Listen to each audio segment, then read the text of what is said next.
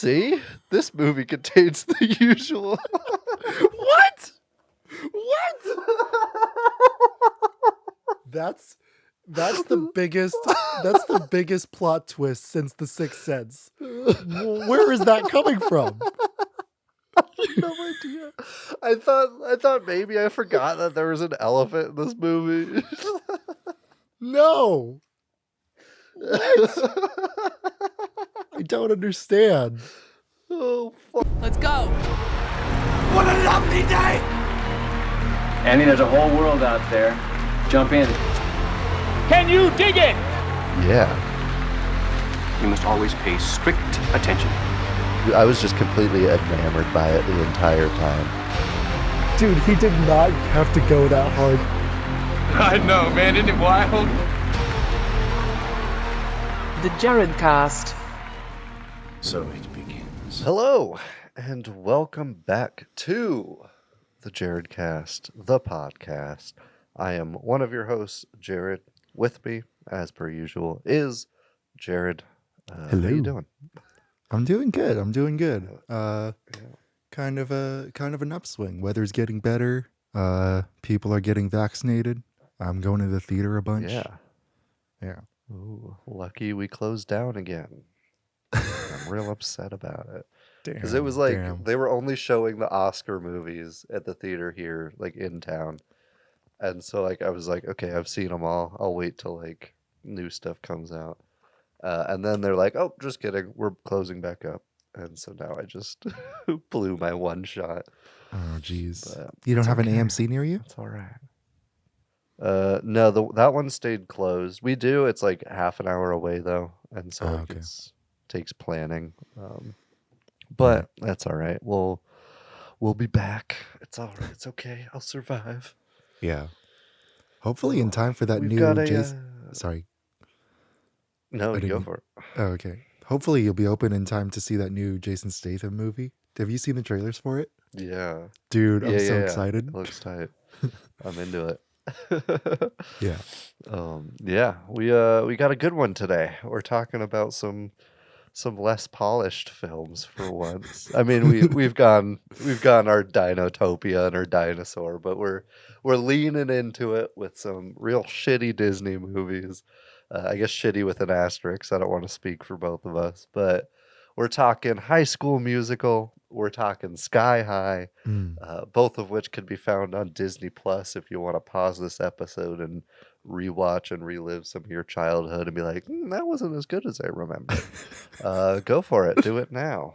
Yeah. But now that you're either back or now that you're still listening, we got a pretty damn good, very thematically appropriate top 5. What do we got? Top 5. Hell yeah. So, for those of you who don't know, I was a guest on Jared's other podcast, Listen to This, the podcast where we did a fantasy draft for a musical band. Basically how it works is Jared's going to go first. He's going to pick someone as a member of the band, and then he has that actor in that superhero. So we're building a superhero band from people using portrayals from movies and television. Jared will pick a superhero for, like, say, let's just for example say drums, and then once he has that pick, I cannot pick that person for any position, drums or vocals or bass or whatever. And then it's super thematical. We're doing a musical and we're talking about music, and then we're also doing a superhero movie and talking about superheroes. So I'm pleased with how well this worked out. Yeah. It's a weird top 5, but it just fits both the movies perfectly. So it's too good to ignore. Yeah. And I actually really genuinely love all these actors that I'm shouting out, and so it's a nice time to shout out their talent as well. Mm-hmm. Absolutely. All right. Who are you drafting first? Well, I'm gonna go with the one that I think you're gonna want to steal most. Hmm. And I didn't really have an actor. I'm currently stalling because I'm looking up who plays her. Because she's an animated one. Okay. First up at bass guitar. No reason why I'm putting her at bass. Maybe she has some Kim Deal energy. I'm going with Raven from Teen Ooh. Titans. I'll go Tara Strong because that's like I think the only one that I really watched. Yeah. Her vocal performance, but I think she could kill a Yeah, bass. dude. She's got the energy for the band that I'm going for, which will become more apparent in my next pick. Yeah, I think she could kill it with some Kim Deal, like pop punk Kim Deal. Yeah, dude. Yeah. Man, I love Raven, man. I actually Yeah. so I started building like a goth band. And Fuck, she was same. like yeah, so she was the first one that I picked, but like I Yeah. I ended up once I thought of a guitarist, I was like, "Oh man, I can't really do," cuz I really wanted my guitarist, so like more than anyone else in the band. So I Uh-huh. was like I had to restructure the whole band. Um Gotcha. so you actually didn't That's steal funny that it. we both kind of went goth. Like mine's like a emo pop punk kind of Yeah. My Chemical Romancy feel. Yeah. I was really tempted to go there.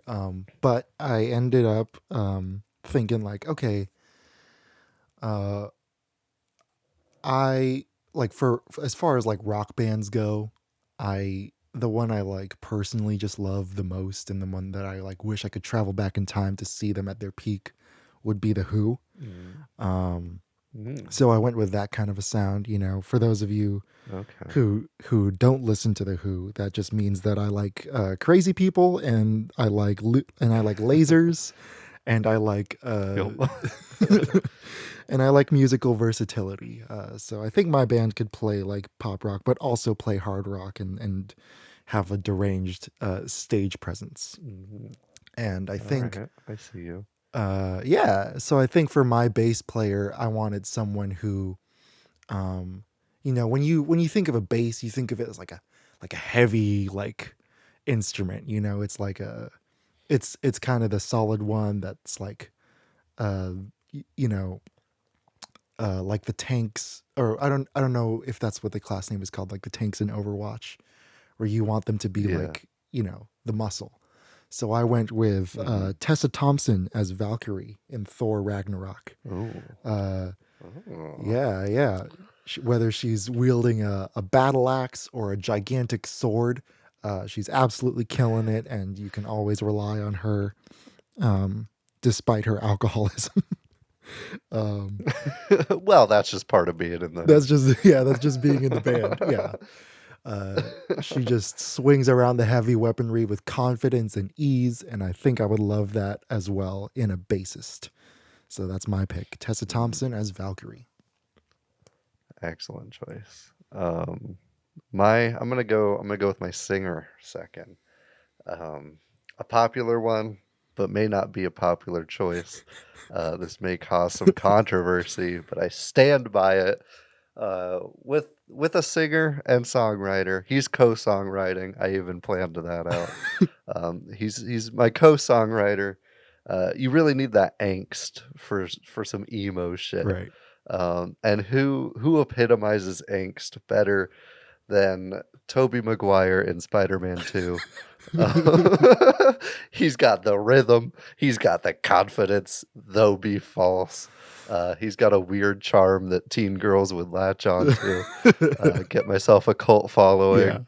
Um, and I don't know, something about him. I feel like he could write some emo bangers for me. And you don't need to be a good singer in this genre, so who cares if he can sing or not? Exactly. And for those reasons, we're going angsty emo to Toby Hell Maguire. yeah. Hell yeah. I love. Now dig on this. Yeah. The second we picked this idea, I was like, I need that, and I need to build a band around it. That's great. That's great. My my lead vocalist, her is an actual like singer in the movie that she's in. It's Journey Smollett playing Black Canary in Birds of Prey. Her powerful voice is literally her superpower. So how could I not go with Black Canary? Yeah, that's fair. Yeah. I kind of hate the way they depicted her in the CW TV shows, but they absolutely Kathy Yan directing Birds of Prey. I love Journey Smollett's portrayal of the character, and yeah, like I want someone who like doesn't even need a microphone. Like they can literally bring the house down with their voice. Yeah. I dig it. Good choice. I totally spaced on her. I probably would have went with her. For my, I mentioned Spidey here is a co-songwriter. His partner in crime kind of is used to taking a bit of a backseat. I think he's got a lot of angst built up, and so that's why I kind of wanted him to be the songwriter. He is also the guitarist, mostly because the actor that I picked to portray him is a singer and a guitarist. So he's got the musical background. He could make sure everything actually sounds all right and is structure to it. And that is Robin, who is apparently voiced by Jesse McCartney at one point. And so we're going with angsty has-been Jesse McCartney as Robin. I think that's in Young Justice, right? Yeah, Yeah. okay. That's the right. I had no idea. I haven't seen it. I'll be honest. But I saw that and I was like, you're on the team. Yeah. That's amazing. Because also, like, former pop star, teeny bopper, fallen off completely in the music world. Sorry, Jesse, if you're listening. But like that's an amazing comeback to be in some emo band, kind of taking a back Yeah. seat but pulling the strings a bit.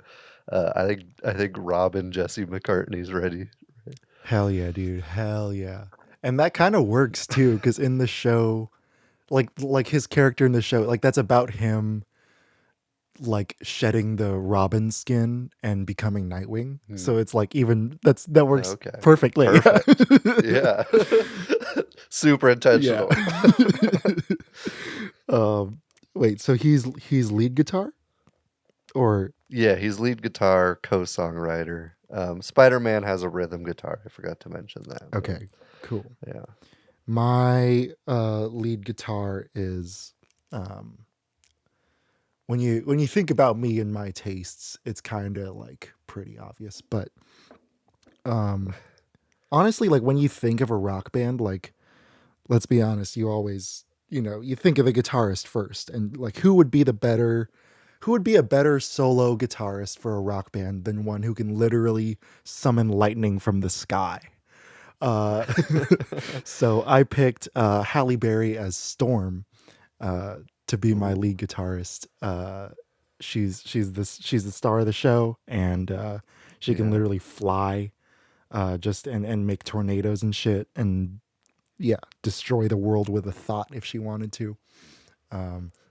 She can add some thunder ambiance too if she feels so inclined. I feel like this is slowly turning into an AC/DC cover band. Yeah, maybe honestly, I don't know. That could be how they start, and then they like branch off, do their own thing. Yeah. Dope. I'm into it. I'll go with my drummer next. One that I'm very excited about, as I told you, because when you want a drummer, what's the drummer's role? Keeping time, playing in rhythm, and who better than Doctor Strange? The fucking polyrhythms that man could do. Never misses a beat. Right. He literally could control time. So it just was a no-brainer for me. And he's got like weird angsty energy. He'd be kind of like the quiet dad in the back, but like he's my John Bonham of this emo band. Amazing. That's an amazing choice. Holy shit. I was like, because it was the last one I picked. I was racking my brain. I was like, who the fuck would be a good drummer? Maybe I'll like do somebody who has like 4 arms that can go fucking crazy. General Grievous came to mind. I was like, I don't know if that counts. He's just a robot with shiny swords. And I was like, oh fuck, Doctor Strange can control time. Like, why would it? Right. The complex pattern this man could do. They fuck up. He could just transport us back a little. It's perfect. Hell yeah, dude. So good. My drummer, I went into kind of a different direction. Sometimes you don't need someone who can who's vibing with the rest of the band. Sometimes you want the drummer to go a little crazy and to kind of do their own thing. So I went with Margot Robbie as Harley Quinn for my drummer. You know, like imagine the start of a show, nobody's on stage, but then all of a sudden a giant gong just like rises up from behind the stage, and then Harley Quinn just comes out by herself with a giant hammer and smashes the gong, and then she just uses baseball bats, and instead of inflicting Yeah. blunt force trauma on the heads of criminals, she's inflicting blunt force trauma on the drums. You're gonna have to replace your drum set after every show. Oh yeah. It's gonna be great. I can't wait. And also like I'm just so happy that like because when Harley Quinn started she didn't start in the comics. She started as a cartoon character in Batman the Animated Series in the 90s, where she was a very tragic and kind of pathetic villain, and it was really sad to watch her journey. And a lot of people and a lot of the fandom was really toxic about it. They were like, ooh, I love their love story, but it's a really abusive relationship that she had with the Joker. So over the past 10 years, we've seen Harley Quinn kind of evolve out of that relationship and become her own hero, and kind of basically be the Deadpool of DC Comics, which I really love. And Margot Robbie in such a short time has already proven to be like one of the best actors of all time. Yeah, it's insane. Yeah, it's crazy. And so I would love to have her as a part of the band. Dope. My final pick, rounding out the band, on the keyboard / synths. Where for that you kind of want somebody who's really in tune with everything, can kind of sense when they're needed and when they're not. Also, this is mostly just because I thought it would be hilarious. My keyboard player is Daredevil. Ooh. We're going Daredevil. Just because Charlie he's blind, Cox, you want him Matt to play Murdock. the Yep. Absolutely. Oh man. All the best piano players are blind, so it felt fitting. Yeah. But he could really clue into the band, pick up on the energy they're putting out, and I think he's the perfect final addition. Also, imagine Daredevil doing his little Stevie Wonder head roll. To emo music. Yeah. That's amazing. That's amazing. See, I thought of Daredevil too when I was doing the angsty thing, but like I thought of him as a drummer using nunchucks. But Oh, yeah, I that'd didn't be even consider that he was blind. Like I was just like, what the hell? That's great. That's such a good choice. I hate that he was my second pick. Like when I was making the list, I was like, "Oh, that'd be fucking hilarious if I put the only blind superhero I know as the keyboard player." Wait, so are you doing Goofy Ben Affleck or serious Charlie Cox? I'm doing serious Charlie Okay, Cox because I feel like he's got more angst energy, and Ben Affleck needs to stop playing superheroes. I didn't do a keyboardist. I did a full on keytar. Oh hell yeah! You know, I wanted a guitarist that you could look up to, and who would light up the room with their sound and with their energy and with their personality. And also, this is this is coming from my taste of the Who, so I want someone with laser eyes. So I went with Melissa Benoist's Supergirl. This character's never appeared in a movie, but with the CW shows, it's kind of a mixed bag because they're cheesy, that they're a little bit stupid, but one thing that I actually genuinely love about that universe is that Melissa Benoist actually like brings out what makes Supergirl special from the page to the screen so brightly and so nicely. And I think she'll stand the test of time as one of the best casting choices ever for a superhero. I just want to see her flying around and like shooting diamonds and laser and disco balls with her laser eyes, and it's great. Yeah. Yeah. Yeah. I think just for the stage presence alone, that's a great Hell pick. Does your band have a name? Oh no, I didn't pick Okay. one. I fucked up. It's all good. Is yours? Yeah, I had ultralight. Yeah. Nice. Yeah.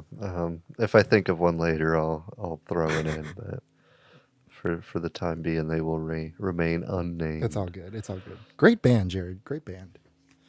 You too. Thank you. I think we both actually killed that. Yeah. I feel like mine would be like a great like live show, but like yours would be like an actually great movie.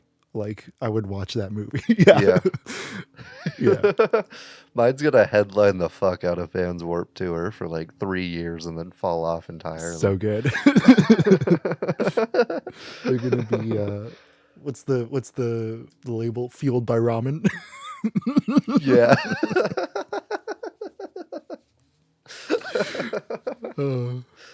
Oh, that's great. Okay. Oh, shall we? We shall. Let's do it. High School Musical. Yeah, but first, time for everybody's favorite segment. Cool.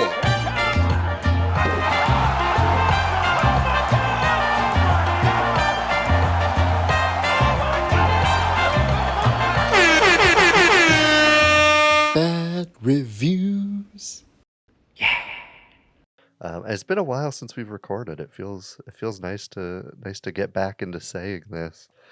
It's time for Jared reads poor reviews of movies that we're watching because it's funny and it makes him laugh and stuff. Hey. This installment comes from 2 different people. I got 2, but one's real short. But it literally, I did this at work and it actually made me laugh out loud, and my coworkers were judging me for it. But we'll get to that one second. First up, we've got PG Pash with 1 out of 10. Both of these coming from 2007 and 2006, respectively. This one says, "Oh God, trash. That isn't what high school is like." I'm actually go to high school. Did it ever occur to the director, the producers, or even the writers that nobody in high school will watch this? Disney Channel is directed to 3rd graders through 7th graders. Those kids will think that that's how high school really is. It's not. Kids will get psyched out and really nervous about it, or they'll think it's really cool and everyone's really nice, when actually high school is a drama zone. HSM is really overrated. The acting is too, quote, stage-like, where everything has to be over the top. Songs sucked. Singing's mediocre. And since when are parents allowed in the locker room? Never mind. It's an obsessive cult movie that everyone could live without. Which, like, they've got some points.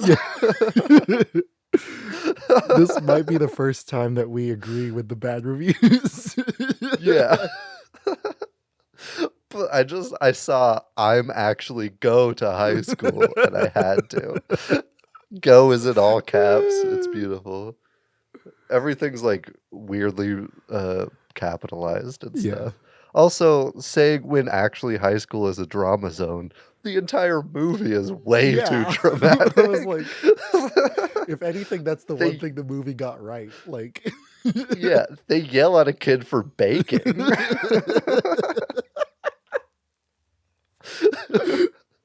Oh my god. I wrote down that quote too. It's such a weird scene, but we'll get there. Is it- Next up, I have another short okay. one by Devils on Lyson. Also giving it a 1 out of 10, saying, "Horrible, I hate this movie," with 14 exclamation points. Sucked, awful, don't whack it. They put the C before the T, in case you're wondering. Don't whack this movie. It ruined a whole day, for if you whacked this movie, you better have gun pointed to your head. I hated this movie, 14 exclamation points. I hated this movie, 14 exclamation marks. I hate this movie, 14 exclamation points. Movie, 14 Oh my God. exclamation points. And it just kind of follows that pattern for a while. Damn. Props to Jared And you Lombardo know that for they- counting all the exclamation points. I had to make sure it was accurate. And you know that they didn't they put the same amount of like exclamation points each time, but it doesn't look like they copied and pasted "I hate this movie," because sometimes it just says "movie" and 14 exclamation points. So I think they copied and pasted "movie," 14 exclamation points, wrote out "I hate this," Control V, "I hate this," Control V, Control V, "I hate this," Control V. Which makes it hilarious to me. Oh man, I love it. It's so good. Yeah. Oh, I would have been more what a impressed delightful time. if they typed it one by one though. Maybe, but it's surprisingly consistent. Yeah. All right.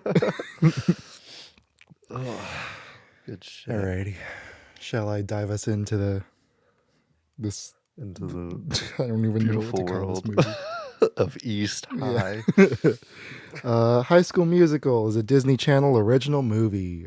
Came out in 2006 to mixed reviews, but massive success. 7.7 million people watched it on TV when it initially came out. They had 1.2 million sales on DVDs in the first 6 days of its release, which is insane. Jesus. The remix edition of the soundtrack. Oh no, the remix edition, which is like the 2-disc special edition.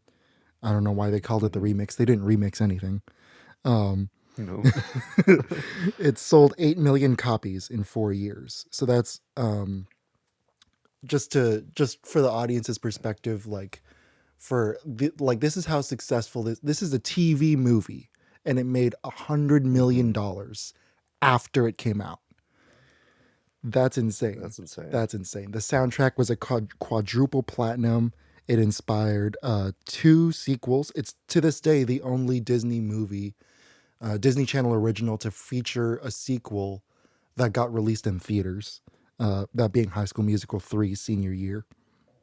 It got a spin-off that focused on Sharpay, a TV reboot, which is still going on today, a stage musical, a concert tour, an ice tour, a book series, a couple video games, a reality TV series hosted by Nick Lachey, and because of course, There's a name you haven't heard in a very long time. and 3 foreign adaptations in Brazil, Argentina, and China. Yeah, this is one of the most successful projects from the Disney Channel universe, starring former, then unknown Zac Efron and Vanessa Hudgens. I think the only big name in the movie was Ashley Tisdale, who was already starring in Sweet Life of Zack and Cody as Maddie Fitzpatrick. And she later went on to be Candace in Phineas and Ferb. And also play Sharpay in all the sequels and stuff. The movie is garbage. It's hot garbage all the way through. There's a good 40 to 50 unwatchable minutes in this movie. However, there, because of the fact that we were so little when it came out, I think literally all of my friends loved this movie. And most of the time I look back on my childhood, I'm like, man, my parents were kind of lame. But but in this case, my parents, instead of showing me High School Musical, would show me classic movies. So I watched, Three Stooges, Charlie Chaplin, a bunch of Ingrid Bergman movies, bunch of Humphrey Bogart movies. So like I was very familiar with the classics even as a little kid. I think I watched Lawrence of Arabia the same year that this came out. Way too young for that movie, but Yeah. yeah, like so I'm glad that I get to look on this only with ironic eyes. I don't have any nostalgia glasses when I look at this movie. Mhm. There's a lot of I think what takes it away from like a zero is the fact that the movie is like actually sincere about a lot of this stuff. But ultimately I gotta keep it in the negatives, man. It's so bad. Mhm. Despite the but I'll take it to -6 because there are moments that I Mhm. actually enjoy and there are moments that I actually think are funny and are worth my time. Yeah, we can go Gotcha. more in depth later. Um, yeah. I'm pretty much in agreement with you. I didn't grow up that young watching classic movies. I was still like I would watch like classic blockbusters like Jaws and Right. shit, Yeah. but I wasn't watching Lawrence of Arabia out the womb like you. So I didn't quite have that blindness to it. But I also don't look back on this movie fondly at all. I was not a fan from the get-go. Um, Later, my high school's mascot was the Wildcat, so I had to fucking endure that shit. For some reason, everybody in the high school just was like, "Yeah, let's just be that high Oh school." no. And so people would literally break out into song and like we would chant "What Team Wildcats" all the time. And so this movie triggered me. Um, and so I think the first half and then some bits of the second half I loved so bad it's good kind of Yeah. style. Um, but like the whole most of the second half of the movie, I was over it and I was not having a great Yeah. time. So I still keeping it in the negatives because of those enjoyable moments, those laughable moments. But I gave it a -4 out of 10. So even on the so bad it's good scale, it's still less than Yeah. average. Yeah, that's my High School Musical. Should we move on to Sky High? No. We gotta talk some shit. We gotta talk some shit. And if I want to say like if you're a fan of the movie, like I don't Yeah. judge you. I know this shit is catchy. I know these people were attractive to all of us at the time. And I don't hold any grudges against anybody in the cast either. Like, I genuinely love Ashley Tisdale as an actress. I genuinely love Zac Efron. Mhm. Vanessa Hudgens, not as much, but recently she's been killing it. Yeah. So She's actually probably my favorite in this. I think she actually gives the best performance in this whole ooh, movie. I think my favorite is Low bar, but I think my favorite is Sharpay, but we can get into that later. yeah. The movie, yeah, I have a lot of thoughts. Dude, okay, I was talking with my friend before I started watching, and he was saying like, I didn't even think about this. This was before like Spotify and stuff. So he would Yeah. literally record the song. He would play it on his TV and record the songs on his cell phone from the Really. TV. Yeah, that's Jeez. how much people love Yeah, this I movie. remember everybody like had it on their MP3s and Yeah, shit. Like I think my sister asked me to like LimeWire it for her and shit. So like I remember stealing this soundtrack, but I don't know. Even back then I was like, I don't really like this. yeah, yeah, because it's not good. Um, Yeah. so the movie follows Troy and Gabriella, who are Troy is an athlete and Gabriella is a mathlete, and their loyalties to their specialties and their crafts and their click fittings are tested when they both discover in each other a passion for singing and musical theater specifically. But this puts them in direct conflict with the elitist of the musical theater, Sharpay, and her brother Ryan, who And her weirdly incestuous brother, this Ryan. is very uncomfortable. Yeah, there's so much about their musical number that was so wrong. You will get there. They Troy and Gabriella meet at this New Year's Eve party scene, which is so bad. The outfits are bad. The cliche sports dad, the over the top party MC who's like trying way too hard to be cool with his spiky hair and his polo shirt. It's not cool at all, man. But as soon as they start singing, Start of Something New, I'm into it, man. It's good. It's Really? It's not a good song. Let's be clear. It's not a good song. I gave it a Yeah. 6.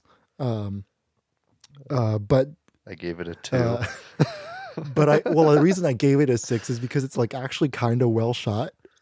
Like it's kind of. I was going purely based off the song and the choreography. Oh yeah. Like if I were to see it in a theater, is kind of how I judged them. But it is actually well shot, despite the widest dancing anybody's ever seen ever It's in the background. It's an atrocity. It's definitely an atrocity to song and dance as crafts. But that party is like my nightmare, by the way. Like just randomly getting selected via Spotlight to sing this karaoke. You don't even get to choose the song. They just start playing it for you. Are you kidding me? That's the worst. They're doing this to children. Like yeah. Oh, you little newly budding prepubescent boys, let me just get you in front of all your peers and strangers and have you sing this song you've never fucking heard before. Yeah. I totally agree with you. And like this is the start of Troy and Gabriella's love story. But it's also the start of this something new. It's also the start of her doing this weird thing that she does 2 more times in the movie, where literally mid conversation she just leaves, and she doesn't. And he's like, "Where did she go?" And I'm like, "Dude, let it go. She's a dick. Why would you?" This guy's into you and you're just gonna walk away like that? Like, come on. Yeah, maybe it was because he immediately took a picture of her with his flash on when he was getting her number. Like, it scared me off. Definitely.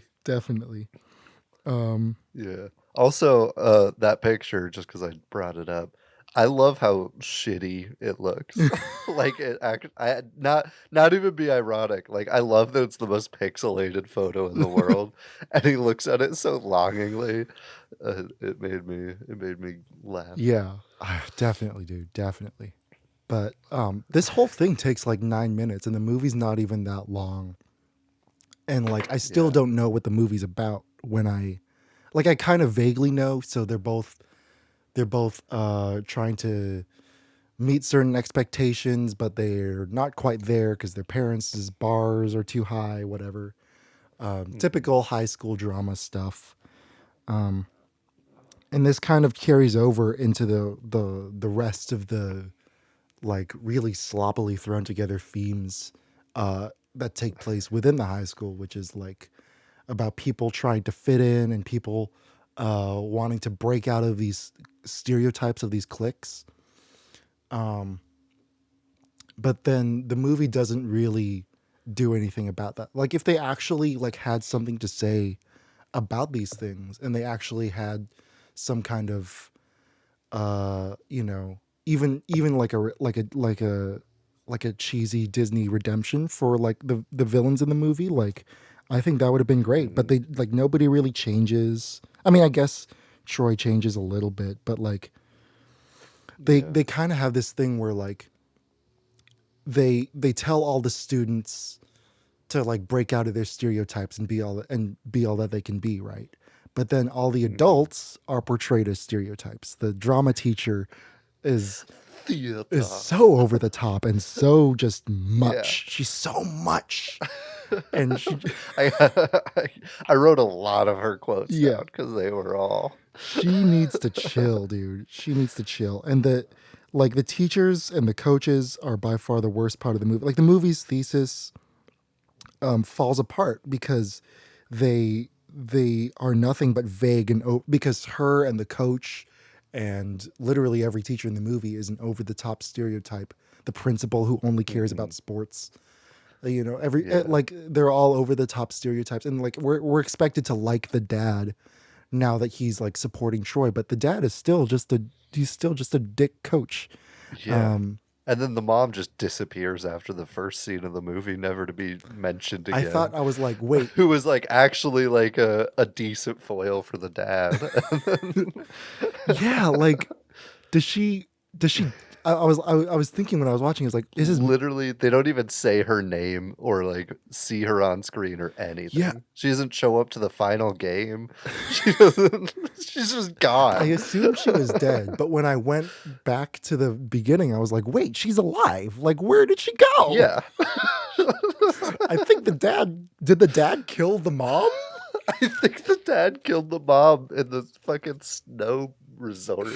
Does Troy know? Is Troy part of the cover-up? Is that where his source of guilt actually lies, as his dead mother? Yeah. Yeah, man. I think, on the other hand, though, there are moments that are just delightfully tacky in the movie, particularly breaking free and what's it called? We're all in this together at the end. But there's also a couple things that bugged me, like they look at the camera, I think 6 times. A lot. Yeah, I don't know why. And not even like in a weird meta moment. They're not like, Zac Efron's not talking to the lens and be like, she's kind of a babe, isn't she? Like, Yeah. I also another thing that fell apart in the thesis, like Kelsey, the composer, Yeah. she's actually dope. Like I think I would be friends with this one character. of the halfway decent characters in the Yeah, yeah. She overcomes her fear of Sharpay and actually stands up to her in the end. And I love the look that she has at the audition. She has like this like maroon suit with a bowler hat. Like that's the kind of person I would be friends with she in got some school. style. And She got some drip. yeah. But her like and her conflict with Sharpay, like that should be the movie. That's the High School Musical, like breaking out of this role that she's been placed in unwillingly. But then at the very end, she completely sheds all the stuff that makes her look like her, and she just looks exactly like the rest of the high schoolers. Yo. She's got her hair down and nicely curled, and like She needs a man to like shoot the ball for her. Yeah. In some weird. they dropped the ball so hard with that character, man. Like that would have been the cool, and Zeke too. Like that's such a funny character, but he just kind of gets shoved to the side. I do like, I guess I can go to my favorite scene in the movie, where they're talking about, hold on. It's, I think it's after Stick to the Status Quo, which is the highest score I gave, or in the thing. Yeah, same. It's some of the worst. Should we just we'll finish this? We should just go through the songs and give our ratings. Oh yeah. We can do it after your favorite scene. But this is my favorite scene is when they're like talking. He's like, Zeke is baking creme brulee. He's like, and then Troy's like, what's that? Oh, it's a creamy custard with a caramelized surface. It's really satisfying. And Troy's like, oh wow, cool. And then freaking, what's his name? What's his name? I just wrote his name as Cordon Bleu. Cordon Bleu. Yeah. Entire... Yeah. Chad. Chad's like, so he's Chad. like, oh, it's a creamy custard with a caramelized surface. It's really satisfying. Shut up, Zeke. That was the old Stop baking. like that's high school, man. You try once. Yeah. You try once to express your individuality and you get shut the fuck down. That's exactly what high Yeah. school is, and that's what High School Musical should have been. It should have been more about that, but it ends up being this tacky Grease ripoff. Not that I like Grease; I actually hate Grease. Sorry to all the Grease fans. All the greasers out Yeah, there. I hate Grease so much. But yeah, I would actually really be down to remake this movie, completely redo the music, and like actually like Yeah. get into like what makes high school terrible, but like how you can survive it. You know, that should have been the story, I think. Yeah. Absolutely. What was your favorite scene? I wrote down that one. That and the scene with all the bad auditions, I thought was actually genuinely kind of funny. Oh yeah, I think that was like the only scene that I like got a laugh that was supposed to, like that I was supposed to laugh yeah, at. Because they hit everything. They hit like the chick who tries too hard. They hit the super shy right. one. They hit the over to the top one. Like everything about it was pretty great.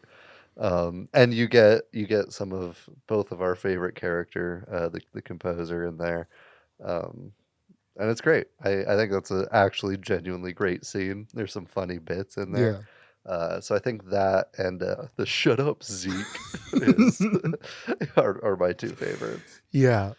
I love that scene as that sequence as well in that scene, but there was like something that was like bugging me, and I realized like I have no idea who the drama teacher is talking to, because she's the only one in the Yeah, auditorium, but she's announcing this like she's giving a lecture. Who are you talking to, teacher? dude, I don't. She pissed me off so She was the much, like worst. so Yeah. much. She does have my favorite line in the whole movie, Okay, go though, for it. where she says, "Mr. Danforth, this is a place of learning, not a hockey arena." When she sees Chad with a basketball, like this woman's never seen a basketball before. hockey She's a grown ass woman who's just never seen basketball. That's amazing. I forgot about that completely. I might have just like tuned out the movie by that point, but that's great. Yeah. That and she says, "This school is more than young men in baggy shorts flinging balls." Oh man, flinging So balls. good. You can't make this shit up, Flinging man. balls in your baggy shorts. Yeah.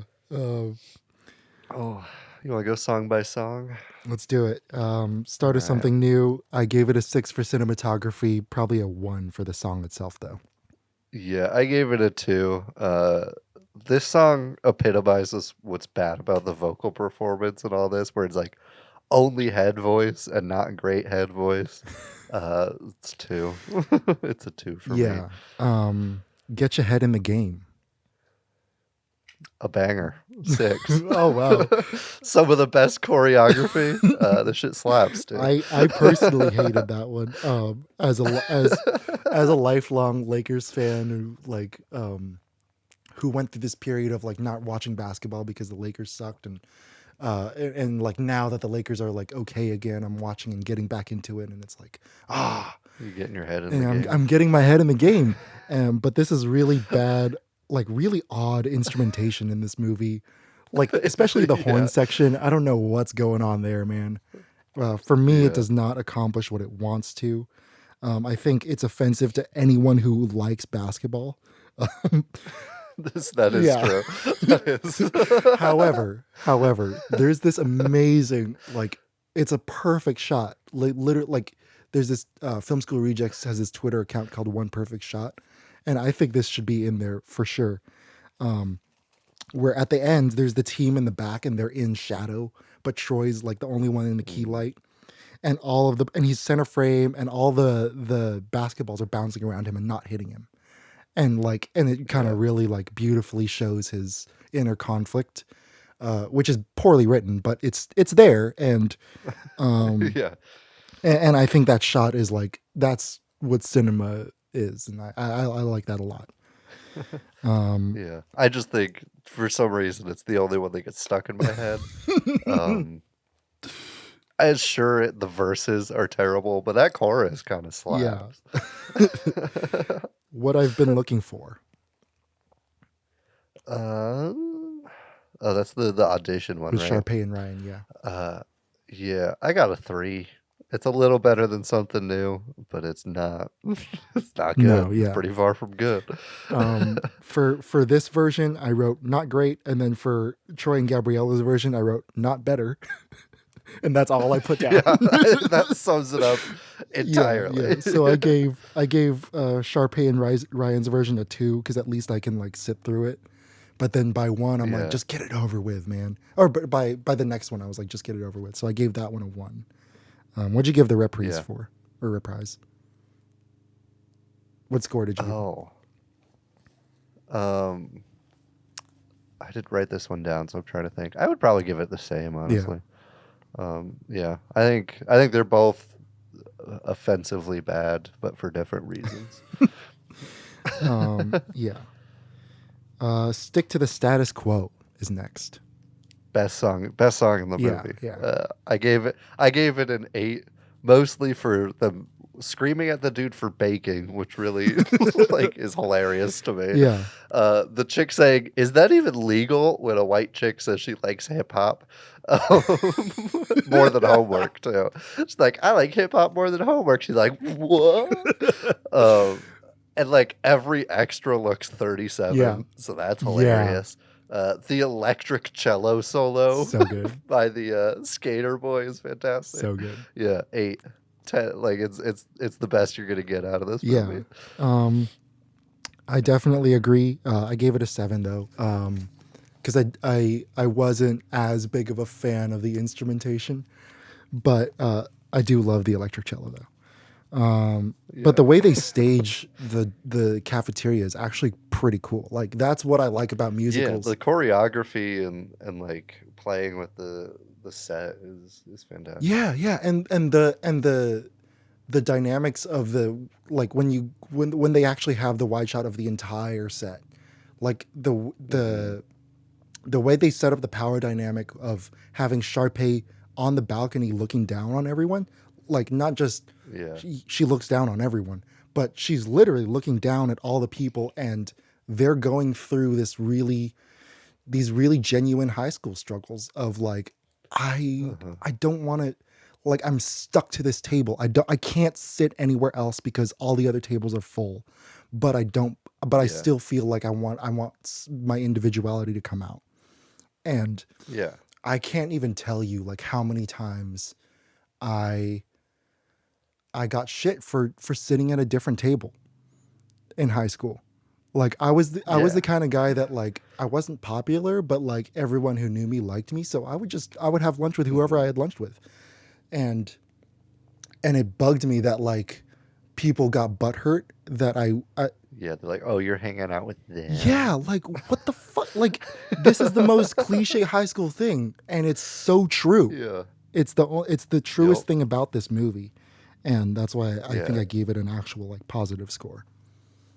Yeah, if you remake it, like literally this song could probably stay. Yeah. Like it has that genuine high school struggle to it that you would want out of this. Absolutely. The next is Gabriella's kind of lamentation. Like breakup song. When There Was Me and You. What'd you give it? I gave it a 2. I like that they gave her a solo song, and that it's like kind of a sad one. It's like the only sad one in this movie. But that's it. That's about all it's got going for it. Yeah. And there's some really dated auto-tune on her voice. Like she's a fine singer. Why didn't they just Yeah. Yeah, Right. And we haven't mentioned this, the lip syncing in it. Even the ADR is terrible. How'd you fuck up at the ADR in this in a movie? musical. We've had Yeah. we've had ADR down since the 50s. Like how do you get it wrong? Yeah. Yeah. Like, if you pay attention to the dude in the first song who like hands the microphone to Troy, it's the worst. Like, it might be the worst ADR I've ever seen. Oh yeah. It's atrocious. I don't know how that got Yeah. past anybody. Yeah, for me, I gave it a 2 as well. I think a way that I would fix this musical number, because it is key in the story, and if I do decide to Yeah. go with to keep Gabriella as a character in my High School Musical, I would keep this song, but like I would have her sing it live in the lab, and that way I can hear her like putting down instruments and stuff and like and filing stuff, but like I can also hear the joyous wildcats outside. So there's a contrast, right? There's a contrast in Yeah. between the way the rest of the school feels about what Troy's going through and the way that she feels about what Troy's going through. And I think that would be so cool if that happened. But of course, they completely fade out the cheering, and they bring in some of the worst instrumentation in the entire movie. And like I said, really dated auto tune that drowns out Vanessa's voice. Yeah. And like she's an actor, let her act. But like they're just like, oh, here, have just a studio version of this. Don't have like your voice crack from sadness or anything. Like it's gotta be perfect and pristine. Yeah. So there's another reprisal. It's Start of Something New. Troy's singing it on her balcony. Just Yeah. very briefly, what did you think? I didn't rate this. I from like a musical genre structure point, it's cool that they use it again and that it's like him winning her back. Still tacky as fuck though. Like I wouldn't boost it up past the 2 I gave the original. I can't forgive it, but like I guess it's kind of cool that they did it. Yeah, I agree, and I only gave it a 2. It's so bad, but I only gave it a 2 because Troy is wearing the shit out of this double denim jacket and jeans. True. He does not mind at all what he's wearing, and it's like his jeans are torn up too, and I'm like, dude, this Yeah. is 2005 right here, man. That's the essence of that era. This is my only 0 in the movie. It's Bop to the Top. Yeah. I gave it a 1. I would easily give it a 0 and not be upset about it. It's weird, it's bad, it's incestuous, it's uncomfortable. No good performances. The choreography suck. It's kind of racist in the beginning. It's just it's just bad.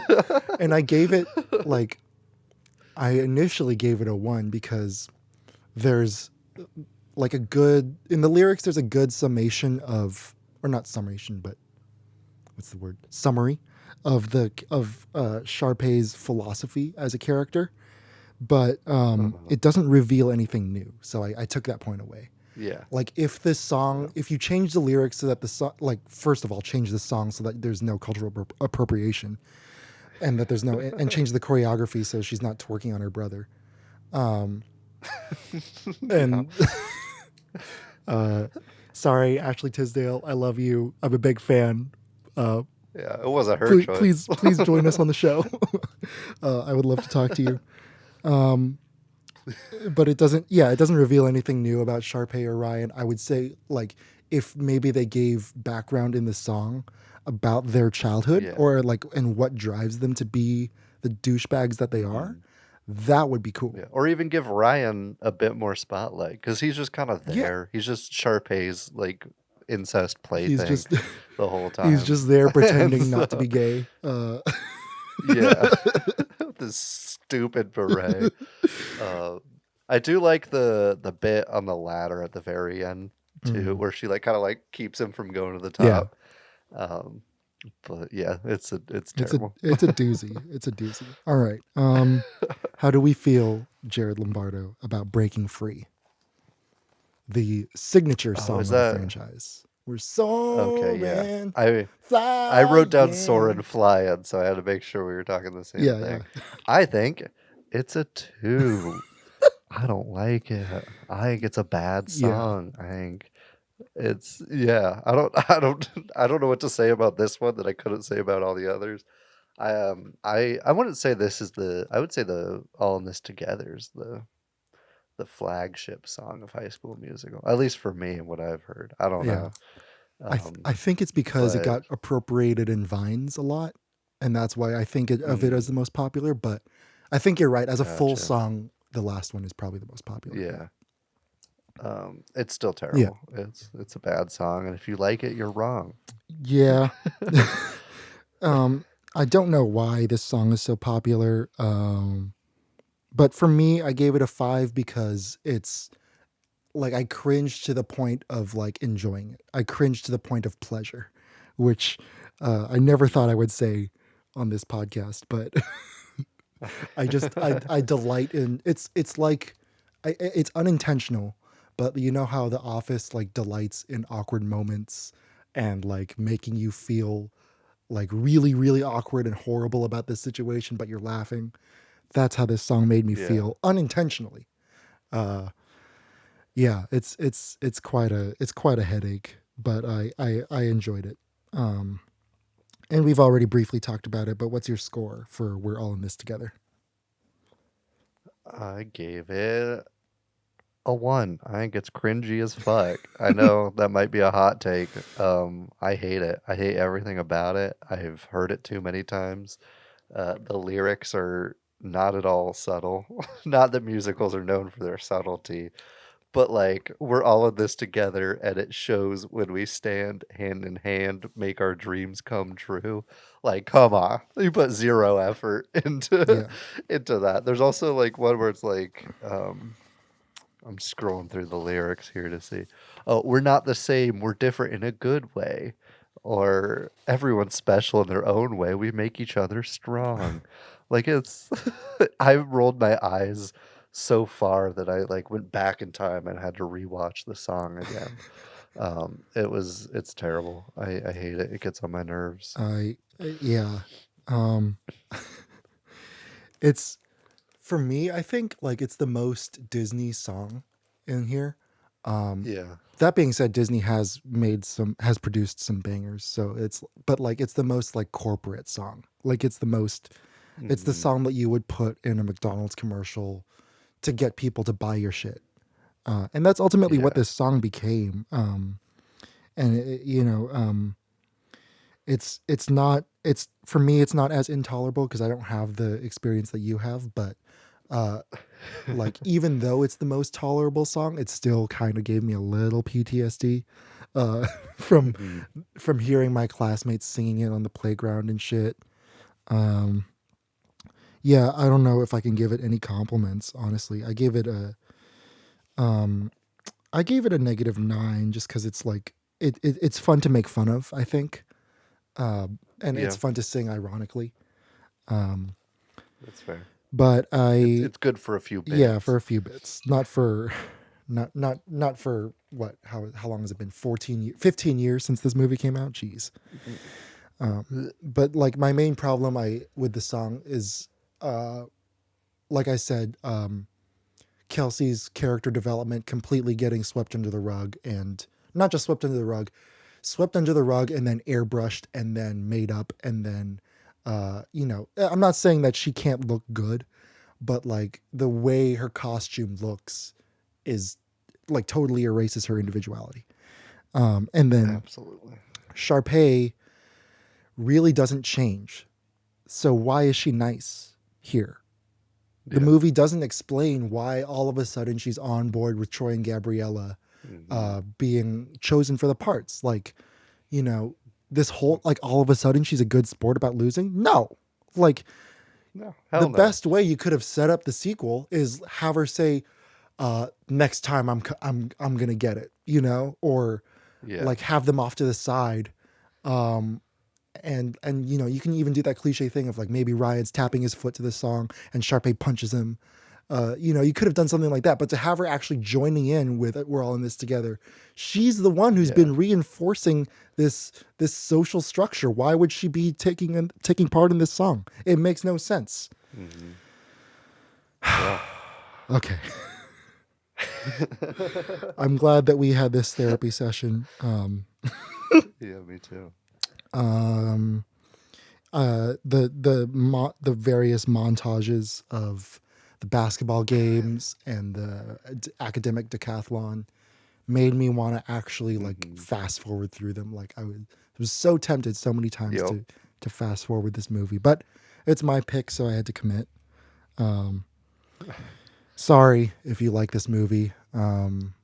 If you like this movie genuinely, I don't know why. Like I would actually like, I don't mean that pretentiously. Like I actually really want to know why people like this movie, because I genuinely can't wrap my head around it.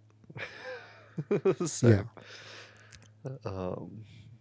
Before we go, because it feels like we're wrapping up, I have some weird shit that I noticed that I'd like to point out and get your thoughts on. Oh, please do. This is made for TV type thing, but the weird musical like interludes and the fade outs for commercials, just cut them. Yeah. Just get rid of them. You've had time. It's been 14 years. Anytime Troy wants to be smooth or sneaky, he crosses his arms and puts his foot up on the wall. Oh my god, yeah. He does it like 6 different times throughout the film. I didn't even count that. I absolutely love That's it. so good. The detention is just child labor. That's kind of fun. The intervention scene where they're like setting up Troy to talk shit on Gabriella. They bring up all these like non-existent athletes when they could have just said people we know, but instead they're like, this fucking legend here who nobody knows is hilarious to me. Yeah. Just say like Larry Bird went to your high school or something. Nobody's gonna give a shit. Yeah. Then again, they're in Albuquerque, so they really have nothing to pull from. Yeah, that's fair. Fair enough. We'll scratch that off the list. Cordon Bleu's mom putting Michael Crawford in the refrigerator is the funniest thing about this movie to me. Oh man. I don't know. She helped her diet or something. What the hell, dude? Also, yes, I know his name is Corbin Bleu, but it's funnier to me if I call him Cordon Bleu. I think you actually had me saying it. I didn't even think about it. You did. Subconsciously. I just had to make sure the audience knew. Yeah. Oh fuck. The nerd girl, I forget her name. Gabriella's friend that Cordon Bleu ends up with. Oh, Taylor. Yeah, she says that athletes don't contribute to culture, blatantly disregarding Space Jam and the Super Bowl Shuffle. Troy checks himself out in a bunch of mirrors, and he's standing like 5 feet away from it, so the camera looks good. Dude. Yeah. I realized something when I watched this movie. I was like, the horrible like existence of Zac Efron in this era. Like, I feel so bad for him, because even after this, he was like almost like they were forcing him to keep that hair. The really bad Justin. The man's 19. Dude. And when he did 17 again, same hair. Yeah. It just became his brand forever. Yeah. I'm super happy for him now. Like he has his own Netflix show. He's got a beard. He seems to be doing well, but geez, dude. He's got a beard. Good for him. Yeah, like oh my God. God forbid that guy actually shows his talent. I'm glad that he got another break in comedy later on. Yeah, I definitely agree. The auditions, like the rescheduling. There's literally 2 auditions. Just do it on different days.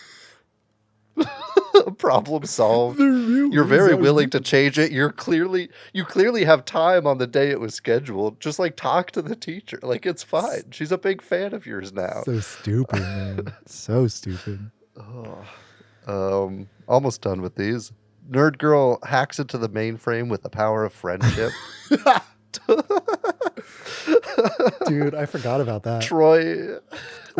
Troy, for some reason. Sorry. Have you seen that clip from like NCIS where they're hacking and then like they get 2 people on the keyboard?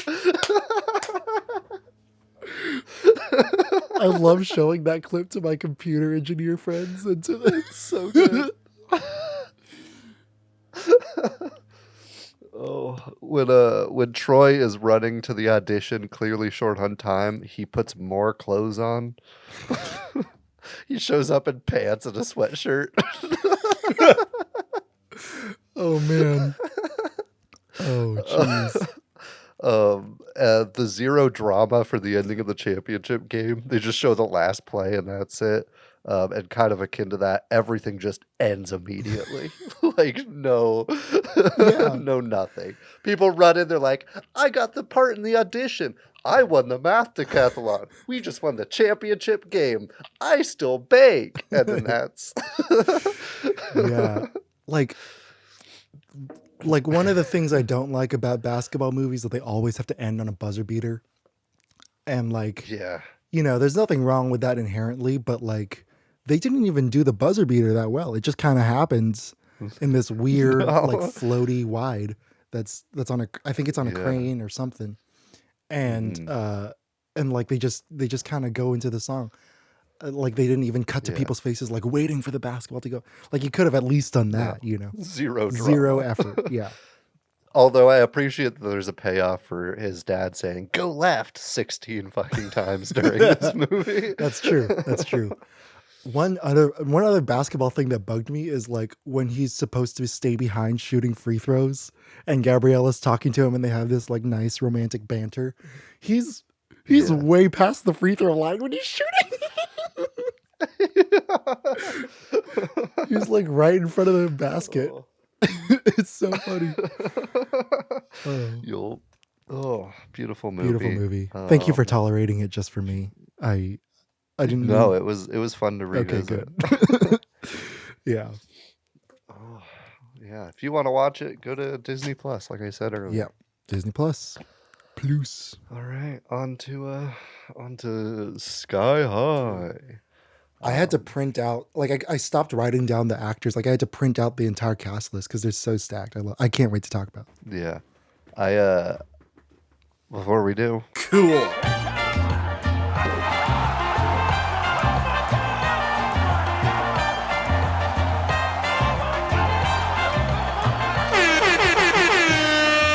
Bad reviews. We've got a beautiful segment. I don't know if the audience is familiar. Maybe this is your first episode. We like to call it Jared reads bad reviews of movies that we're watching because it's funny and it makes him laugh and stuff. Hey. This one, I got 2 once again because these were gold. But in a little twist, I got a 10 out of 10 review for one. Oh, wow. So we're going to hear the negative and the positive. I should have done this with High School Musical because I was curious, but I didn't think about it and I was too lazy to go back. So the bad review comes from Seth N172 saying, "Ugh, bad movie, bad camera angles, 5 exclamation marks, giving it a 1 out of 10. Oh boy. Oh, boy. I'm going to try to read this without breaking, but I know it's not going to happen. Okay. I believe in you. He writes it like a TED Talk, Oh, too. So I got to get in jeez. character. Oh, jeez. Ladies and gentlemen, I am downtown in your nearest major city today to talk to you about yet another pile of dung dumped from the Disney company in this day and age called Sky High. It's the, quote, bad period movie of the future to show you how awful this movie can be, ... another ... We're going to take this elephant and shove it into the phone booth. Smashing. See? This movie contains the usual... What? That's the biggest plot twist since The Sixth Sense. Where is that coming from? No idea. I thought maybe I forgot that there was an elephant in this movie. No. What? I don't understand. Oh fuck. I'm crying. Oh. Anyways, See? This movie contains the usual recent dumb Disney motifs. of high school, cheerleading, relationships, violence, and dumb things. Stuff my parents, my grandparents, my great-grandparents, my great-great-grandparents, and of course, my great-great-great-grandparents were never forced to endure. What's that? Ring? In like parentheses, like it's a sound cue. Get that for me, will you? LOL, this stinks so much. I give it a 1 out of 10. I Oh, mean, fuck. goodness gracious. Yeah, that might be one of the contenders for my favorites. Oh man. It's so weird. Yeah. None of it makes sense. There's not like anything to do with the movie. That's definitely up there. I think I would my still personal favorite is slapping them knees. Yeah. I forgot about that one. That's still my favorite. I might like include that. Like I might sample it and include it in the theme song. You Yeah. should. Maybe put it in the theme song for this segment. Ooh. Anyway, here's a positive review from Saint Jimmy.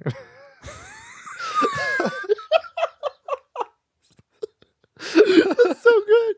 Which all the top reviews actually, we're talking about how hot Lash and Warren are. What?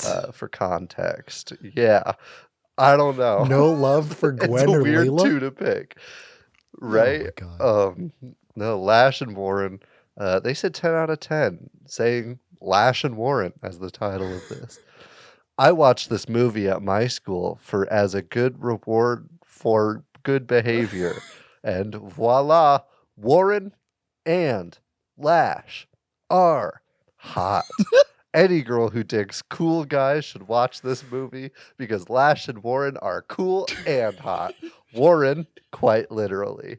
Also, this is a great concept. It was very imaginative. The acting was great as well. I can tell the actors really feel their characters. I hope anyone who likes creative movies watches this movie and likes it like I do. If anyone hates this movie, you suck. Especially since Jake Sandvig is in it and he's one of my favorite actors. Peace out, squiggly line casket. Okay. Jake. Which, if you don't know exactly that review was written in 2006. Yeah. I mean, forget the awful outfit that Lash wears with the stripes on his arms. Yeah. Like, what is there about it? Like, there's nothing about that character that's attractive. I don't know. No. It's Even the weird. actors. There was a huge debate going on in the reviews where it was like, oh, who's hotter, Lash or Warren? It's clearly Warren. Yeah, I mean, yeah, Warren, I'll give him that. Warren is hot, and he's literally hot. But like,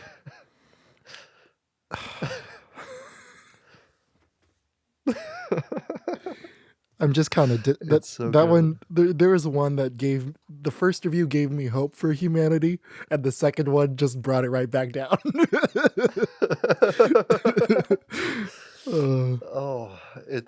I just loved it because it was a time capsule of a Oh, yeah. comment. Like even the peace out, like as a little sign off, is casket. It's so good. What an awful. I love awful everything review. about it. Yeah. Yeah, God, this segment's so beautiful. Anyways, Sky High, Disney Channel original series or movie, about a high school in the sky. Surprise, surprise, where students learn how to be superheroes or sidekicks. All of them have or think they have special abilities. Shows kind of uses superpowers as an allegory for puberty, which we'll get into. Yeah.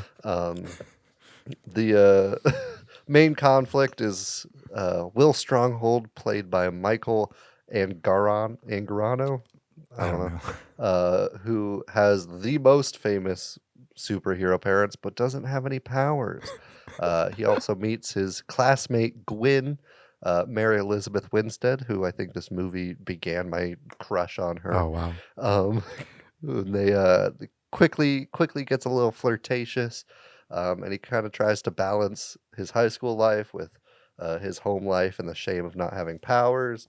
There's also the plot of Gwyn trying to take revenge on Will's parents, Steve Stronghold, who's played by Kurt Russell, and I didn't write down the mom's Kelly name. Preston. Jetstream. Oh, Jetstream. Okay. By Kelly Preston. And I think it's great. I Yeah. think came out 2005, directed by Mike Mitchell, famous for Alvin and the Chipmunks Chipwrecked. Um, I think it's actually a pretty fun Yeah. movie. It's bad. It's not like a well-made No. movie. The CGI, apart from Warren, actually, his CGI is actually kind of good for this movie. The CGI is terrible. The acting is hit or miss. Kurt Russell does a good job. Mary Elizabeth Winstead does a good job. Besides that, it's kind of just okay. Actually, I take that back. Michael Angarano gets a pass too. But it actually does a decent job at hitting some of the tropes we talked about in High School Musical. Clicks mostly between superheroes and sidekicks in this film. You get that. You get kind of the shame of being different or being what you see as inferior. It actually does a kind of good job. The relationshipy parts I could probably do without. We'll get into that though. But overall, I gave it a 7 out of 10. I slash negative 7 out of 10 because I still don't really know if I think this is a positive or negative Right. score. Right. All I know is I enjoyed it, and it's got a special place in my childhood heart. It's an ironic positive. Yeah. Yeah, I gave it an ironic positive 6.5. I also really like it. I think for me, I remember you were saying puberty allegory. Like that's the part where it was kind of muddled for me because if Yeah. powers are supposed to be because the movie hammers this in really hard, but then they also have this other theme that keeps getting brought up but never really resolved, where Uh-huh. people with powers, with good powers, are seen in a better light as in a superior light when you compare it to people who maybe have more utility powers.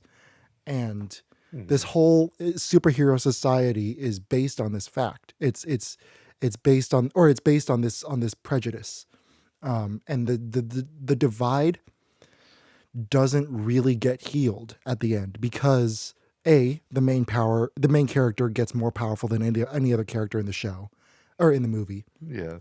and B, all the sidekicks who we're supposed to root for as like the underdogs, like they don't really change, their powers just get seen as useful, and so their social status is Mhm. just changed because of what they can do, not necessarily because all people with powers all people with powers are valuable as members of society. So like that's like the bias is still there even though they're rewarding those specific characters. Yeah. So a way I Yeah. would have fixed it actually would be super cool is if Will never got powers. Like, what if he never got Mhm. powers and he just learned all the sidekick tools and he became the ultimate sidekick and therefore perceived as a hero? And therefore we reevaluate the entire meaning of what a sidekick actually is. That would be cool. That would be a great Sky High movie. Yeah. That'd be Yeah, dope. and for me, and I also loved the Stronghold family and Gwen, played by also my crush, Mary Elizabeth Winstead. It started for me with a different movie. Dibs. yeah, Scott yeah, Pilgrim. Scott Pilgrim. But Scott Pilgrim like hammered it home, but I think this planted the yeah, seed. yeah, faux show. But I think. Oh, I also the character I most related to was Layla, played by Danielle Panabaker, who's now working in the Flash TV series. She's very good as Killer Frost. And what's her name? Caitlin Snow is her real name. But I you know, bit of personal stuff for me. When I was going into high school, high school sophomore year was my first time ever in a public school. I went through the same like tiny religious school from K through 8, and then I did ninth grade in an independent study program where I did like I met with the teacher once a week, and then I also had a side school gig where I would go on a field trip literally once a week. It was awesome. But then I stopped doing that because it was too easy, and I decided to go to public school with a couple of my friends, and so I went in knowing nobody, but I was friends while I was in independent studies with some of the seniors, and they were telling me, Jared, when you go, because they knew I was going to go to Camarillo High School, they were like, Jared, when you go in there, like, don't forget, this is a fake world. Everything about high school is a fake world. And I was like, oh, okay, I get it. So I went in like knowing what she knows, which is that the entire social structure that starts in high school and then even carries on into adulthood is messed up, and it's twisted, and it erases people's individuality. But her whole thing kind of gets swept under the rug because of her love story with Will, that whole conflict. Yeah. And so I was kind of bummed by that. However, and like there's no reason for them to have the love story. Like you could do the same thing but with friends. He could stand a friend up for dinner and it has even more of an impact than if it was like a weird date thing. Yeah, dude. I was like, that's their spot too. Like he didn't show up to their spot. That's messed up. But like it's like, oh, I love him. I don't know. But at the same time, I do agree with you about the fun tone of the movie. I absolutely love the tryouts. Like even though it is like the thing that one of my favorite superhero scenes in any movie. Oh yeah. And the entire reason that thing works is because of the magnificent superpowers of Bruce Campbell just as an actor. You know, sidekick. Hero. I love him so much as Sonic Boom. He's so cool. And like, oh man. That scene does get kind of weirdly pedophilic though. He literally slaps a student on the ass. That's true. That's not true. Okay. Yeah. And his character as a whole is like weirdly kind of creepy in that way. But yeah. Yeah, I thought it was funny when they're firing the pacifier at the thing, and he like hands his food and drink to the kid before doing anything. Like he's like hold on to my stuff. I was like, what? Yeah. What kind of blocking is like? Just throw it down. Like, yeah, who gives a fuck? Another couple things I love. I love Ron Wilson as a character. Ron Wilson bus driver. Yeah, Ron Wilson bus driver. He's the best. And like they give it away again in that freaking epilogue. Like he falls into a vat of toxic waste and all of a sudden he's valuable. Like no, he's valuable as the bus driver. Let him like instead of having Will fly up, maybe like he does like this. The bus catches him. Exactly. Like it's right there. Yeah. Oh my god. Thank you. I thought I was the only... I was thinking the exact same thing. No. Also, Ron Wilson clearly meant to be played by Jack Black, and they just couldn't afford him. Yeah. I 100% agree. I love that the intro is buoyed by Tears for Fears. You gotta have Tears for Fears in the high school intro. You gotta do it. Yeah. Also, the comic book intro before that, kind of sick. Yeah. Like I forgot about that, and the outro too, kind of dope. It's a great way to introduce the movie too. He's like, "Oh, those are my parents," and it gives it like a cool '80s vibe. Like this whole movie has a weird like '80s coming of age vibe to it. And I think that that's why they can get away with some of the tackiness. I agree. Um, I agree. and that just kicks it off from the get-go. Yeah, and they even play true literally every time he makes eye contact with Gwen, like ha ha ha ha ha. I know that. Yeah, I don't know the lyrics, but because Me all I know neither. is ha ha ha ha ha. That's all I know. And I love Zack Attack. That's the best superhero name I've ever heard in my life, hands down.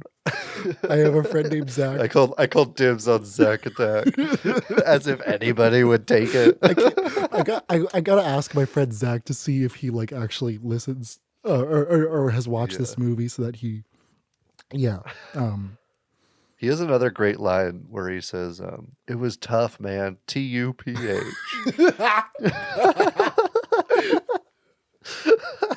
Which isn't good. No. It's a low hanging fruit joke, but it's just so wrong. Like not TOUF or anything. Like TUPH. But that fits in really well with his character too. Like he's the vanilla ice of the group, and it works so well. He is.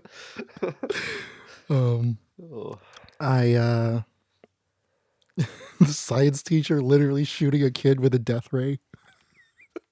Yeah. What?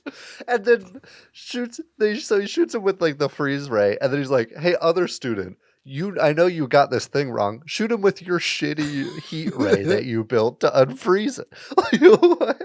Yeah.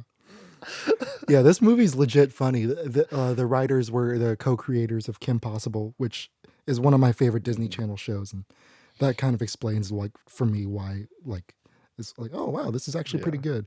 The dean is in this. Yeah, I did not know that until. And he's so good at it too. He was so good.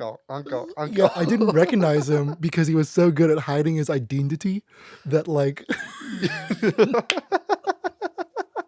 that I was so happy. I was like, oh, okay, I remember. She's really the villain, and that's the guy that she's choked. Okay, I remember now because I saw this in the theaters and I haven't seen it again since. So this was like a huge. I even forgot about Gwen, like honestly, and about well, I just forgot that she was the villain.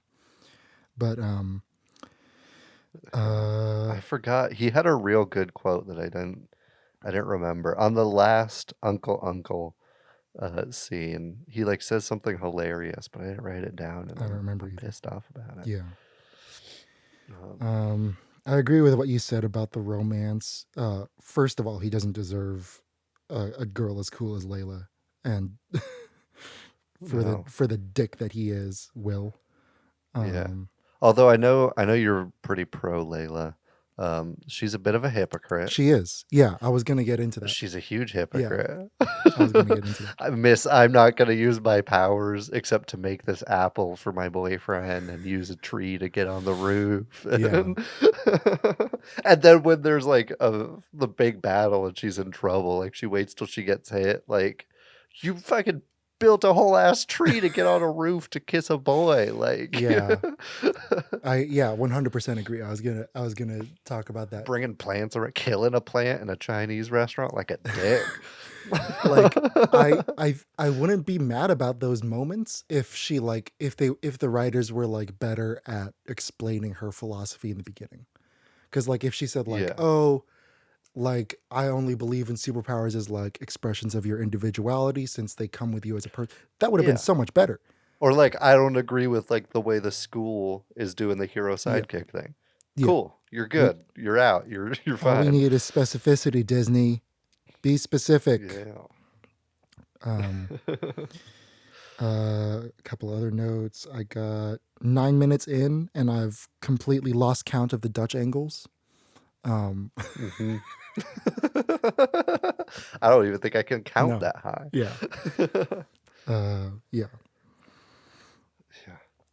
One of my favorite bits, since we briefly talked about Layla, when she says, "Oh, hello, Mr. Commander," and he's like, "Oh, sorry," and he puts his glasses on. And he's like, "Ah, stronghold." So good. He even has like the Superman curl. Amazing. Amazing. You know, Yeah, I love it. What else you got? Should we jump into favorite scenes, or you got another thing to talk about? sure. While I said a funny line, I'll say my favorite funny line in the movie before we get into Okay. scenes, which is when they're like in the cafeteria for the first time. Over the intercom, a voice says, um, "The cafeteria staff has requested that sidekicks stop ordering hero sandwiches," which is amazing. I love it. It's so subtle. I never heard it until this I didn't watch. even hear it. Yeah, it says a lot about like the school and how that dichotomy is like ingrained in everything they do. It's funny, it's effective, but like it's not in your face about Right. it. Um, it's great. There's also one that's not as funny over the intercom. After I heard that, I was like, I'm listening to any time there's an intercom. They say, "Reminder, there is no smoking on campus, or freezing, or lighting fires, or vanishing." It just like lists like a bunch of superpowers. So good. So good. Yeah. I didn't have a favorite quote. I think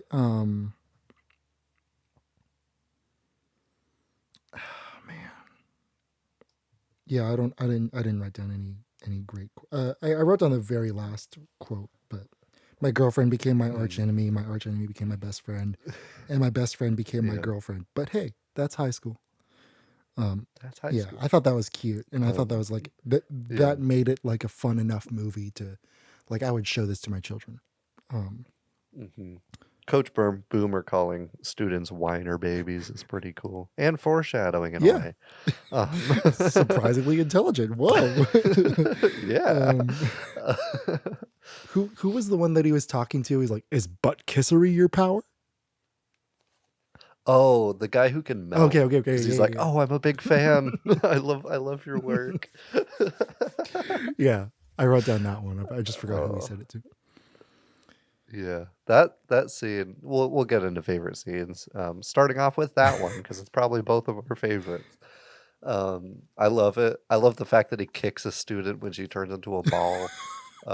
The fact that he's just super willing to drop on a car on a human Yeah. being after he says he doesn't have powers. So good. Launching him across the fucking gym. Um, it takes like the cliche of like gym class and like climbing the rope and him trying to like impress people and like shit like that. But it does it so Yeah. well. It's so good. I love it. Everything about it. Coach Boomer's hilarious.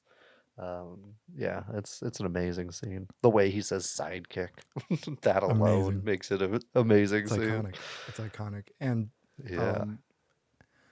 and I genuinely like feel for Will's struggle in that scene because like he so badly wants to like live up to the Because there's all that expectation on him. yeah. Way better expectation than fucking Sky High, where the mom is like, "You need to get good grades, but also stop reading because we're at this party and I need you to meet this cute boy soon." Yeah, dude. So good. So good. Yeah. Um Like, it doesn't take a lot to have, like, to feel that kind of pressure. Just have fucking people fangirl over how powerful this kid's gonna be, and then that's enough. That's all you need. yeah. My What were some of your other favorites? I think this is a kind of underrated scene because I completely forgot about it. And like I don't whenever I hear people talking about this movie, like this never gets brought up. But the scene of the two villains strapping the babies into the baby chairs. So good. Yes. That was brilliant. That was brilliant. Now you click A into B and B into here. Yeah. Like that's where the weirdness of this movie is because like there are some Yeah. like there are great moments of tacky Disney, but there are like that's a legit like great Disney comedy moment. Or like yeah, like I don't know. The villain reveal good. was super tacky. So, like that's the worst Yeah. CGI in the movie. Like I love it. Yeah. What else? It's kind of creepy too, interrupting for No, go random for it. tangents. It's real creepy that the Mr. Grayson and Gwen are married, and he was like married to this baby and like a 10-year-old for the first like 10 years. Yeah. Like imagining that and like that situation growing up is fucked for me. Yeah, dude. You can't put too much thought into royal pain or else it gets real creepy. Yeah, I don't. And like Royal Pain, like doesn't have a crown. It's just a knight. Yeah, Yeah, easy costume. yeah. It's like not even. Has nothing to do with the power either. Like the pacifier, you could have called her the babysitter or something. Yeah. Oh man. I also like the study group scene in the living room, and then hearing his dad's disappointment from the other side of the house, and then him coming back, and they don't know what to say to him. I think that's super relatable. I've unfortunately dealt with that, not in my own house, but like going to someone else's house, like not really sure what to say when they fight with their parents. Yeah. Yeah. Um, Yeah, it's awkward. yeah. What about you? Those I love the save the citizen scene. Oh, so good. It's actually like good action. Him having to decide between like saving the citizen or like his arch nemesis is fantastic. For some reason, I thought War and Peace was more pissed off about being thrown originally. But then rewatching this, he's actually like kind of chill with it after a bit. But I thought that was a bigger point of contention for some Yeah. reason. But it's great. Like you see that like Will has like some problem solving skills, even if he's still short-handed in his powers. You see that the villains would rather be villains than heroes, which foreshadows that they're in on it, which is incredibly obvious from the beginning, but it just adds to Yeah. that. The joke where they say, "Remember when we used to use real citizens?" is hilarious. I forgot about that. Oh man. Like it's just a great scene. It's very enjoyable. Super good. Yeah, that the tryout or not the tryouts. The why am I not remembering what I've been calling it this whole time? The gym scene. I think that's pretty much my top two. Any scene with the bus driver is great.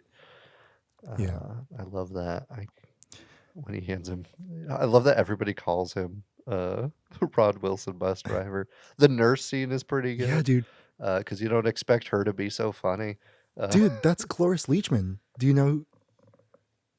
No, Her name is Frau Beluga. I'm bad at. That's her, bro. That's her. That's crazy. Yeah. That's insane. The cameos in this Damn. movie are off the chart. Linda Carter literally saying, "I'm not Wonder Woman." Yeah. It's amazing. It's amazing. Also, her name being Principal Powers is funny. Yeah. Yeah. There's a pretty stacked cast for such a kind of weird Disney movie Yeah. that shouldn't exist. But I'm glad it does. I absolutely love it. I agree. And also the nurse having like X-ray vision is cool because it shows you like, oh, these superpowers have like real world applications. It's not just fighting crime and shit. How happy she is when she throws trash into a little wastebasket. She like giggles and shit. And you don't see it. You just see her putting, "Hey, look." Hey, that's such a weird thing to add. I love it. Yeah, it's just such an endearing film, and I could rewatch it all the time. And I'm glad I picked this over like Smart House. Oh yeah, same. I'd never want to even touch Smart House, but we could also later in the future. Yeah.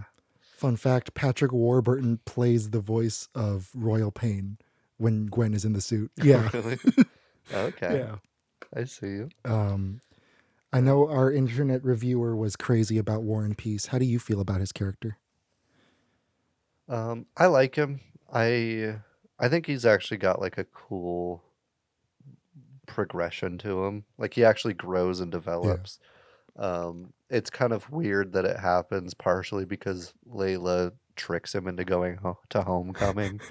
But I think the fact that it really kicks off after that Save the Citizen scene, where they're like, okay, we like can work together, is awesome.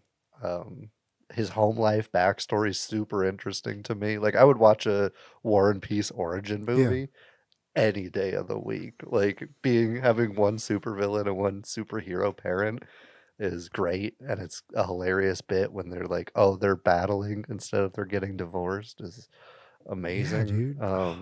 It's amazing. And like he actually like has a real depth to it and like background to him, which is something that's missing in a lot of characters. Like you don't see Zack Attack's background at all, or like any of them. Even Layla's is missing. Right.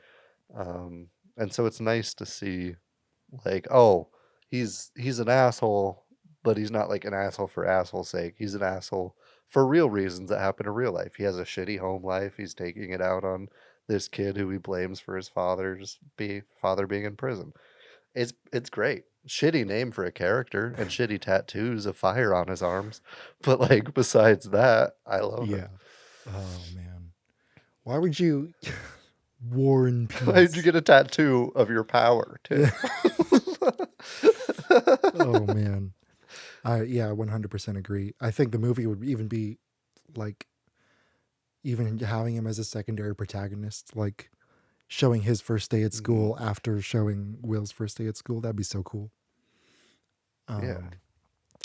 This has turned into like a heavy, like wishful thinking episode. Yeah. I did not expect it. I thought we would just be like, this kid thinks he can glow. Oh man. I do. I the only note I wrote down for Warren was he's the gay best friend we all need. True. Yeah. That's all I have. I think he's I don't know good. if you have anything else for Sky High. Yeah. Also, quick note: Larry, the little rock man, hilarious. Great, love it. Little Larry. The fact that Boomer doesn't call him Large Larry after calling him Little Larry is a bit of a letdown. It's a bit of a letdown, Larry. But